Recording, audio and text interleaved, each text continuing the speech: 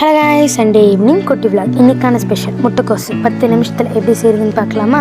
First இந்த மாதிரி நல்லா சீவி எடுத்துகிட்டு அது வந்து ஒரு சொம்பு அளவுக்கு தண்ணி ஊற்றி நல்லா கழுவிட்டு ஒரு சொட்டு தண்ணி இல்லாமல் எல்லா தண்ணியும் நல்லா ட்ரெயின் பண்ணி எடுத்துடணும்.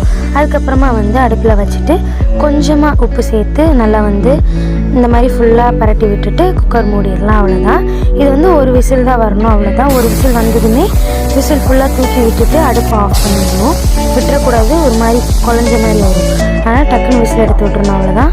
அதுக்கப்புறமா எண்ணெய் ஊற்றி கடுகு, கடலைப்பருப்பு, வரமிளகாய், ஒரு பெரிய வெங்காயத்தை சின்ன சின்னதாக கட் பண்ணி சேர்த்துக்கலாம். இதில் வந்து உப்பு சேர்க்கணும்னு அவசியம் இல்லை, ஏன்னா காயிலே நல்லா உப்பு பிடிச்சிருக்கும்.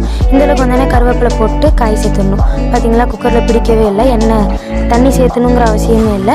இந்த மாதிரி நல்லா பரட்டி விட்டுட்டு தேங்காய் பூ சேர்த்து நல்லா ஃபுல்லாக ஜென்டலாக எல்லா பக்கமுமே தேங்காய் வர மாதிரி நல்லா கலந்து விட்டு அவ்வளோதான். சூப்பரான முட்டைக்கோஸ் 10 நிமிஷத்துக்குள்ளே ரெடி. ஸோ ட்ரை பண்ணி பார்த்துட்டு கமெண்ட் பண்ணுங்கள். பாய்.